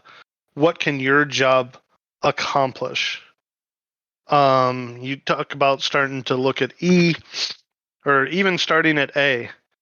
Killing 5 AccuXs gets you a blue chest, a chance at an old case +1, a sapphire, gives you an automatic Galima free. Killing the Abdallah gives you 500 Galima free, a chance for all these other things. Slush healing in the area, opening a door. I mean, right there is an easy 900 Galima free just from A. Mm-hmm. And a lot of jobs can solo the A boss. It's not really a challenge by any means. Again, do not use water damage on it. It's going to kill you. Mm-hmm. But a lot of jobs, like if I were going to solo, and I've thought about soloing on days when I didn't use JCN on our runs and stuff like that, I would definitely go Samurai. Samurai being able to 4-step, being able to do hybrid. There's a lot of things that are weak to magic damage, so hybrid weapon skills are really big. And even planning the things you're killing, like Casket A1 is vanquish 5 abject foes. If you're going in as a puppet master, it's going to suck to sit there and hit the AccuXs. It's going to be terrible. They're blunt and resistant. Yeah. But Go there's hit some hex multiple dice. types. Go hit some Hectides. Go hit some leeches. There's multiple A foes. There's different things to choose from in A. In B, you've got elementals and you've got umbrals. Umbrals aren't really fun, but you can 4-step them and subtle blow them to death. C, you've got your skeletons. So if you are a hand-to-hand person, the skeletons are a great place to go. You've got ghosts. You've got what is the other thing? The Deleterious. Oh, the umbrals. You've got not the umbrals. The Fomors. No, in C. Oh, it's ghosts, skeletons, and course. Courses. Yeah. So there's all these different foes in C that you can go to. If you kill all 4 minis, like the mini NMs in the first area, you're going to get that Aurum chest. You're going to get a decent amount for killing each of them. And if you do their objectives as well, like you're going to get 195, 255, 315, and 375 for killing each NM. Well, respectively. So 195 for the A mini NM, 255 for the Porksy, so on and so forth. And if you do their objectives that go with it, you can get their red chest, which drops 500 Galima free. So now you're at net 700, 800, 900 for killing this NM. And then if you kill all 4 of them, you get an Aurum coffer, which drops 1,000. So now you're up to like 5,000 Galima free just from killing the minor NMs and doing their objectives. If you are somebody who can do hybrids, things like that, the flans in E, they're not really that hard. I mean, you look at the entry level of these mobs, A is only 119. You're pretty low. I mean, E starts at 134, 135, 136, so you're going to need some accuracy. So base your trust setup on what you're going to do. If you need to take, I personally love Sylvie. I think she's wonderful. As far as trust goes, Monborough would be a definite choice of mine. I think if I were going to use a certain 5 trust setup, it would be Sylvie, Monborough, Korumoro for the haste 2, one of the bards, depending on the day, whichever one doesn't piss me off and cast Paeon or freaking Ballad on me. And maybe like one of the Geomancers. Some people can use Matsui P because he does skill chain with you. He does magic burst with you. Mm-hmm. If you didn't have Mambaro or Sylvie, who else would you recommend? I like Kupipi as a healer. If you don't have Cherokee's really good as a healer as well. Sylvie will heal you, but she's kind of backup. If you don't have Monborough, it might be more useful to you to take one of the other Unity leaders like Aparuru, like Yorinoran, things like that have a more healing focused and are able to sustain their own MP. But Monborough is great because he doesn't require MP. And it'll keep your bards from doing ballads and making you hate your life. I don't like Truss. If you can find a way to skill chain with Koltada, he's really good because he will always light shot any Dia, so that helps with your kill speed as well. So if you have Koru and he does Dia 3, he will always light shot it and it'll be Dia 4. That's even more damage you can do and to help with your skill chains as well. So he's a great support to add. Just know that he tends to weapon skill terribly as far as timing goes. He interrupts my skill chain so much and I just want to hit him. I'll be doing like a 4-step and I just see a burning blade come out. I'm like, no! But, so again, it's planning your route, knowing what your job specializes at. If you're a puppet master and you're walking in there and you're doing like a light skill chain and you've got your automaton magic bursting with you and you've got all this other stuff going, then play to that strength. Play to make sure that you can complete your skill chains, make sure you're haste capped. Play to that strength of the auras like Star Sybil, where you get the magic attack bonus aura. Again, if you have Sylvie, she can do things like frailty. She can, depending on what job you're on, know what job you're playing and what these different trusts do. Because each trust will treat you differently. And I hate using Koromuru on Corsair. Because that little you get the pain flurry. in the... You get no Oh, haste. No haste for you, sir. I'm always trying to like do physical damage on Corsair and I'll summon Koromuru and then I'll just have flurry the entire time. And I'm just like, no! Yeah, unfortunately, I don't take him out for that. If I have Cora Ranger and I'm meleeing for Savage Blade or anything, I just use Sylvie. She'll always just cast haste.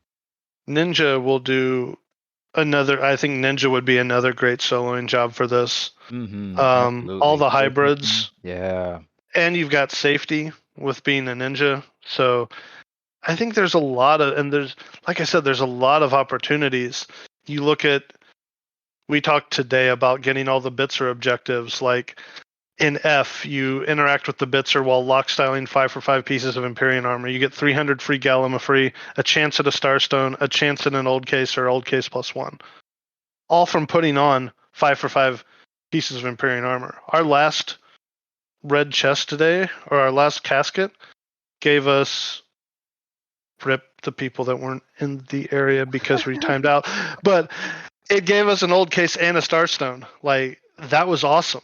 And that was literally for leaving and re-entering Sector H. That's all we did. Yeah. Yeah. I'm That not one- going to advise people to go and try to kill all the foamers of one job. I'm not going to tell you to go kill all the pixies and do all the weird stuff that there are. But, I mean, even going into G, stand still next to the Bitzer for 30 seconds with it targeted.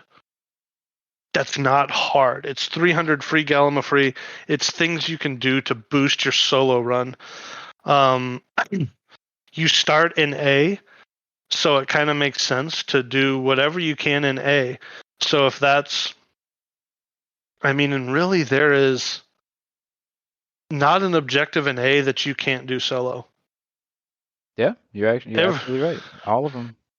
Every single A objective you can do solo.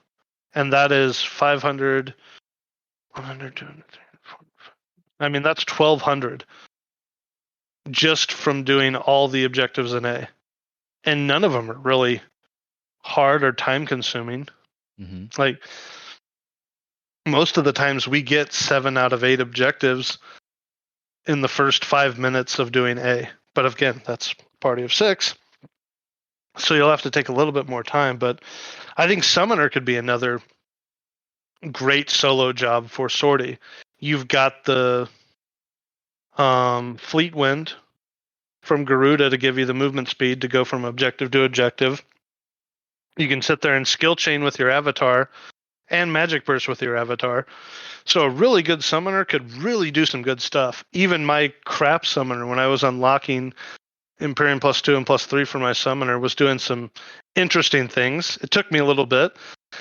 The first AccuX I killed took me like 5 to 7 minutes or something because I hadn't played Summoner forever and I had like no gear and no lure. It was bad. It was ugly. The last AccuX I killed, I dropped in like 30 seconds. So it was much, much better. Like once I actually got used to playing the job again and remembered all my macros and learned what I was doing. So an experienced summoner that actually has like actual gear and knows what they are doing could really do well. You look at B, opening gates in order. Get your keys. That is one thing. If you're just starting Sortie, one of the big things I would tell you to do is get all your key objectives, get all your sheet objectives. You're going to need a group to get D sheet. You can't solo. If there's a person who's soloed D sheet, I need them. Hats off to them. I need them in my life. If they can do that, I need to know this person. I need to know what else they do. What kind? They probably play vanilla. Oh my That's a gosh. shot. That is a shot right there. That's impressive. They But probably do. most of the B objectives you can do by yourself. I mean, you're Mhm. probably not. I mean, you never know. You might. I think a samurai could easily get the casket B1, 3 B You think infus within so? 30 seconds. I I think they could. I was looking at that on Umbrals. Yeah. If you do Tachi Kagero to Tachi Koki, that's fusion, and it's fire and light elemental.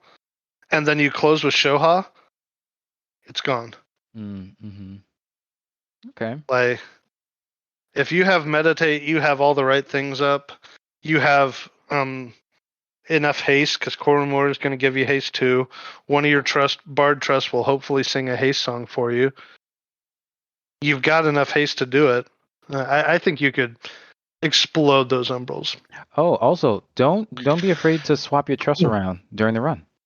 Mm-hmm. Like dismiss who's not good. Like if you need a magic burst or you need Shantoto, dismiss Koromoru or someone else when you get to, the courses or something. Maybe not Koromoru, but somebody you're not using, maybe the Corsair, and use solo skill chain magic burst with your new trust. You're not locked to the trust you have. You're locked to the amount of people if somebody disconnected or something, but not the trust. So you can always switch around what you need, which you can't do if you already have a pre-made party. You know what I'm saying? Every person we have to swap jobs around, but that also allows us to be a little more efficient with our planning. But as a soloer, you can swap your trust around based on your needs.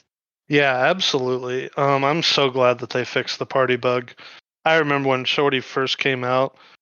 If you lost anyone in your party, A, they Oh, weren't going to that be was able to it. connect back into the game, and B, if a trust died, you couldn't resummon them. Oh, They it just was had so this. bad. They had this permanent spot in your party, so it's come a long way. Um, Yeah. yeah, so definitely, if you're just starting Sortie, go in, get your keys, learn the map, learn the runs, learn the direction you can go, because being able to teleport around is really important. Hmm. It's just, yeah, once you get to the point where you're trying to optimize and do 40K runs and do like 8 bosses in one run and things like that, you have to be able to teleport around. Not you want to be able to, you have to be able to teleport around Hmm. And it because you helps. will lose way too much time. It really helps to know the map. This goes back to the tips and tricks we were talking about earlier. You have to know the map. Um, when we decided to for today's run, when we decided to change what we were doing, I had already went into H, and thankfully I was the only one who did. And I know my way around H, so I was like, okay, so I'll just meet my group back at the split. I'll head back to B. Just go without me. And that that was because I knew where I was going. I found the Bitzer, I exited, I was there before they even started killing elementals. But that requires you have to know the map, and in order to know the map, you have to kind of experiment, and in order to do that, you need your keys. So those are super important. Unlocking your keys, getting your sheets to be able to go to the basement, to be able to get these chests, and to be able to plan your route based on your job accordingly. One thing we didn't mention, I guess, that should have been basically at the beginning of this, is you get a tag for this every 20 hours. Um, Now, with that, most people are going every 24. So you're getting 4 hours of time that you have this thing ready. Your shiny, it's like a shiny Rakarsnar plate or something. Mm-hmm. And you also have an item called a Ruspix plate, which you can let charge, and it charges up. And basically, the longer you have your shiny Rakazanar plate and have not entered Sortie, that time that elapses between the time you enter and the time you got your shiny Rakazanar plate goes into this Ruspix plate, which you can use for a second run. Now, I warn people, somebody didn't warn me at the start, but whenever you use your Ruspix plate, the next time you get a shiny plate starts then. It changes your timer completely. That's something I didn't know, and I screwed myself out of a run because I didn't have my shiny plate back because I used it as a Ruspix plate. That he did. Yeah, that Lessons was kind learned. of rough. So that was kind of rough. But just get in there, figure out what. A lot of this is knowing your job. People that sat there and burned their job to master level 50 and have never played their job at all and don't know exactly what their job can do aren't going to do well in Sortie. For somebody who can go in there and optimize every portion of their job, take it to the next level. Twice. And twice. That's actually a low count. That's actually kind of a low count for 2 next levels. So Okay, I'll take it. They're going to have a lot better of a time in understanding what they can and cannot do. And it's like I said, it's going to take it. Okay, watch. You want to talk to me? That's cool. A lot of this is taking the time to experiment with each of these objectives and saying, is this really worth it? When we first started the basement, we were killing all the fairies. Now we're like, holy crap, the fairies suck. There's like 15 fairies and they can full dispel you and you only get 300 Galima free, and yeah, it's just not worth I it. was never there for those runs. I mean, I've never killed a fairy in Sortie. Oh, they're miserable. You You weren't there when we had the giant clump of fairies all the time? No, I was not there. Oh. Yeah, we've had clumps of fairies, and then all of a sudden the tank would get full dispelled, and you're just sitting there like, oh god, you've got eye level 136 mobs just beating you constantly. And it was not a fun time. It's really not worth it as a party. Now, as a soloer, it might be worth it for you. You might know some special secret where you're not going to have a bunch of buffs from a bard or a corsair or anybody else to throw your way, and your trust will be able to put your buffs right back up. So this might be something that you can do. But just understanding the difference and the changes in this objective and finding the best path for you until you find that group that you mesh with. And I really do recommend, I know a lot of people do enjoy playing solo, and if that's your kicks, that's your kicks. Awesome. But this is really a group content focused event where you really can take advantage of a group of 6 people that really can work together and understand these objectives and understand these fights. And once you start understanding them, it feels really smooth and really clean, and it's a lot of fun.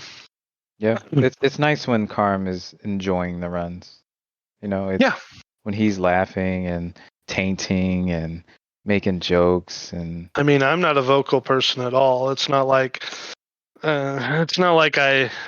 my attitude affects the run or anything. Yeah, all right. Here we are. All right, moving on. So hopefully that kind of got. I know we had a few people in the Discord asking about solo objectives and stuff like that. So I hope that gives you guys more of an insight of what you can do solo with Sortie. And we had 3 or 4 people asking about solo objectives and solo routes. If times line up, I would find a way to just even go in, even if you're going in as 3 people. I mean, we've had some pretty solid runs when people weren't available, even with 3 people going in with, like I said, 3 characters. So you don't have to be chained down to the idea of 6 people. If 3 people's what you got, make a run with 3 people. Yo, that's a possible 15K muffin run, as opposed to maybe the 7 to 8 you'd get by yourself. I mean, going into group objectives, it's kind of planning your route. Again, you've got to plan it. It just needs to happen. Mm-hmm. I can't stress that enough, that a lot of times we'll sit there even before our runs start and say, okay, we're going to do this, we're going to do this, we're going to do this, then we're going to do this. And yeah, we still have to sometimes repeat it during the run, but the people that are actually leading the run and knowing the direction, we have a destined path in our minds. We know what we want to accomplish. We know what we want to do. I mean, Comedian and I spend a lot of time before our runs sitting there and talking, okay, we have this person today. We have this set of jobs. I think this is definitely the route we want to take today. And job flexibility and diversity helps. Like if if you decide that you want to, grow from the solo routes and want to start with a party in order to get more muffins, more upgrades, things that you can find useful for your specific jobs, it really does help to have job diversity. Karma's having what he has for his jobs helps a great deal in filling gaps when, some people can't make it that day. And being able to alternate between tanking and support and DD really helps for me as well. So, because I know that if the Ranger can't make it, I can go Ranger, and then somebody else can go Corsair, and then somebody else will tank. It just has that. It helps so much to have the job diversity. So I cannot recommend that enough for anyone who's looking to go from the solo to the group. And even with the solo parts, test out other jobs that you could farm your muffins on. You don't need to be on the job that you want unless it's just for an unlock. Then after the unlock, go on something that's solo as well. Yeah, going in, we guess we should also talk about unlocks now that we brought that up. As long as you enter Sortie on a job, you have +2 access. To get +3 access, all you have to do is enter the basement areas. So EFGH. That's all you have to do on these jobs. So get your unlocks out of the way as well. There's no reason to. I mean, some of our +3s that we don't have, or if you start a new job and your group is running every single day constantly, then yeah, you're going to not have some unlocks for other jobs. Like I need to get a Beastmaster unlock. That's going to happen. But when you're sitting here solo and stuff like that, this is the time to experiment, get all your unlocks, jump into these areas and find out what you can do. And then talking more with the groups is optimize your time. This whole event is about how much can you do in an hour. How much can we knock out in 1 hour? And our split has been, we talked about it earlier, but our split has been really, really helpful for us. Our Corsair, our Rune Fencer, and our Geo go off and do B and D objectives. So they'll go straight to B, do ground strike to lead and salute, one-shot the elementals, get them out of there. So we sent the Geo with them because A, they can do magic bursts if needed, and B, they're providing ND haste. So they're still getting everything they need to do the objectives because we found ourselves standing around a lot. When we would go to B, we'd go to B as a team of 6, run in, wait for the skill chain to happen. Okay, the Rune Fencer goes, the Corsair goes, oh wait, everything's dead. There was no reason to have 3 nukers standing around, so we started to split us up. So we went off to A to do the AccuX objectives, and then we would go to C to do the C objectives, where it's all magic focused, where they were pretty much standing around while we did all the work. So find ways to utilize everybody's skill set and optimize your time in these runs. I couldn't agree more. And when you find this group and when you find these people, don't be afraid to kind of, and this works for any group in this game. When you find a group of people, yes, correct, make them feel terrible. No, when you find a group, don't be afraid to ask, hey, what are you nuking in? What does your gear set look like this? People are playing new jobs, people are learning new jobs, and if you've got the experience on another job that someone else is learning, don't be afraid to say, hey, do you have a question about this? I see this isn't happening. If you are a career Rune Fencer, but you needed to play Scholar for something, and you saw that every time your Rune Fencer was running in, he didn't have a bar spell on or something, you can say something and say, hey, by the way, this might really help you. I'm not sure if you knew about this, but make sure you're doing this. Oh, cool. So it's all of these things that you're doing as a group to make your run better. And the communication, and Yeah. emphasis and communication, like, even like the rune example. If I'm not playing Rune Fencer, I'm observing the room because I know what they have to go through. I know what they have to do in order to remain self-sufficient. And sometimes that can seem kind of new and daunting if you don't tank all the time. So having that support, like, hey, this will help out a great deal. Using this helps out a great deal. Make sure you have this done. Um, but you have to be open to criticism and the communication. And that helps the group and the unit work together. If you can get that, if they're okay with that, and then you get to blowing up the basement, and now you're just shit talking through the whole run.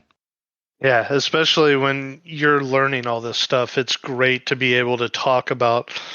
I mean, when we were learning new bosses and stuff, we would spend probably an hour either the next day or after the run or something just talking about what we saw.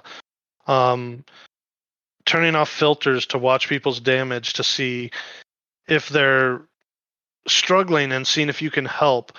Making sure that you have the right buffs, checking other people's buffs to make sure that you have the right storm or the right magic accuracy buffs, or your Corsair's doing the right rolls. Changing up your rolls, like people started doing Monk's roll for DNH, and nobody's thought about Monk's roll for forever. But now we're using Monk's roll on the D boss and the H boss, and it's probably the most useful tool that we have for these bosses. Like you think about Subtle Blow and you think about the way you've got to do these bosses, Monk's roll just comes in and it's so perfect because nobody really thinks about the amount of TP that you feed by nuking. You just don't. Like, you don't think about all that. But every nuke is 100 TP. Mm-hmm. And when you start opening skill chains, closing skill chains with nukes, and you have 4 nukers all doing multiple bursts on the same skill chain, you're talking at least 1,000 TP per skill chain. Oh yeah, and they're using it every chance they get. Yeah, I mean, even the mob mechanics will sit there because they're autoing as well. They're gaining their own TP by hitting your tank. Mm-hmm. So if you don't have Monk's Roll, you'll maybe get through 2 skill chains if you're fast. But when you actually throw that Monk's Roll on, you can get through 3, 4 skill chains in the same element, and all of a sudden you're just feeling a lot better because you're not having to switch your buffs, you're not having to switch your storms, you're not having to do all these different things just to get through the boring era of like whatever element you're on, and then oh crap, he switched elements. Because Right. switching elements is painful. Yep. Especially for the tank, because now the Rune Fencer has to change their runes. Now it gets hairy because now they're kind of naked without the magic Mm-hmm. defense. So not only is everyone else on the back line changing up stuff, you're having to change things up and heal yourself and erase yourself. So it's best to reduce the amount of times you have to do that, or get to a point where it's more prepared. If you get a flaming kick and it lasts until the thing is like 15% and then he changes, it's not so bad. But if he's changing every 5%, it's a problem. Yeah, and also you're not even going to be able to utilize your rake and gambit windows. Mm-hmm. Like they're just non-existent because you're constantly having to change runes. You're constantly, anytime you put up rake, oh crap, he just changed. We can't even use it. Mm-hmm. So it's not like rake changes with your runes. So figure out all this stuff. Do your research on this. Experiment with what works. Experiment with what doesn't work. It's okay to fail. It's not fun. I can't say that I have enjoyed failing, but we have. Now we make these bosses look like a joke. We just run in and they explode. Mm-hmm. But there were times where, I mean, I even remember in the original basement, we struggled with B boss sometimes. We were like, holy crap, I don't even want to do that stupid thing. Oh, he was skipped. We skipped him for quite a while. Yeah. And now we just blow him up. Like, Mm-hmm. the B boss explodes. All of these mobs. I keep saying that they explode, but it really does feel like they explode when you watch how fast they can go down when you really prepare and go at this content with a plan and a solid group that knows exactly what to do. Mm-hmm. I could not agree more. Well, this has been awesome. Yeah, I mean, this has been a really, really solid episode. Happy with everything that we've gone through. I hope that anybody who's listened has gotten a chance to, I guess, learn more about Sortie, get an idea, and get excited about it because this content is fun. We're getting new content in a 20-year-old game. That's crazy to me. Just the fact that we have new content in a 20-year-old game. Like, wow. To me, that's so cool. I just think that's awesome. Agreed. But thank you so much for coming on the podcast, Comedian. For those of you that don't know, Comedian does stream on Twitch. If you'd like to shout out your Twitch. Yeah, Haramutao, HARAMUTAO on Twitch. I stream all of our sortie runs. He is in. He's also in the Next Level Podcast Discord. So if you need to reach out to him to get that spelled out, because I couldn't spell it if I tried. I wasn't even going to try to pronounce it. That's why I let you shout that out. I appreciate because that. I would have butchered it. Yeah, But again, I am on Azura, so in the Next Level link shell. So hit me up, hit Karm up. We're always doing sortie, and I'm in the Discord as well. So I like to chop it up about it. I like to talk strategy. So you can always hit us up if you need to understand any of the mechanics, jobs, learning the map, which medications to bring, all that stuff. I'd love to help. Yeah, I mean, we are a group of players and a group of people that really enjoy helping the community. I didn't want to have a full podcast about all the high level, I guess, the end game strategies of all these bosses. I wanted to talk about this from a newer player's perspective, from a returning player's perspective, for somebody who's just starting Sortie. What can I do? What can I get in there and be a part of? What do I have to look forward to? And I do think that we really accomplished that goal. I hope we did. If somebody thinks that we didn't, well, I'm sorry, but I feel like we did. If anybody wants to leave a comment, this will be posted to YouTube. Everything else, our normal podcast, posting stuff like that. If I don't see the comment come through, Claire still watches it like a hawk. I swear to you, she has a sixth sense when somebody has commented on something, because I'll get a Discord ping, ding, my phone hasn't even shown a notification yet, and she said, hey, by the way, someone commented. I'm like, my phone hasn't even shown that. How do you know? She has a sixth sense about these things, and she's just watching for people to comment because she loves engaging with the community. So shout out to her. Shout out to everybody who's kind of stuck with us as we've kind of had our break in TNL and things like that. But yeah, if anybody needs anything, always feel free to reach out. Reach out to any of us in the Discord, on YouTube, email, any of that stuff. We are more than happy to help and more than happy to be a part of Asura. Yeah. Thanks, guys. We appreciate you listening. Yep. I hope everybody has a great time with Sortie. Get out there, have your fun. And most of all, stay classy. Later.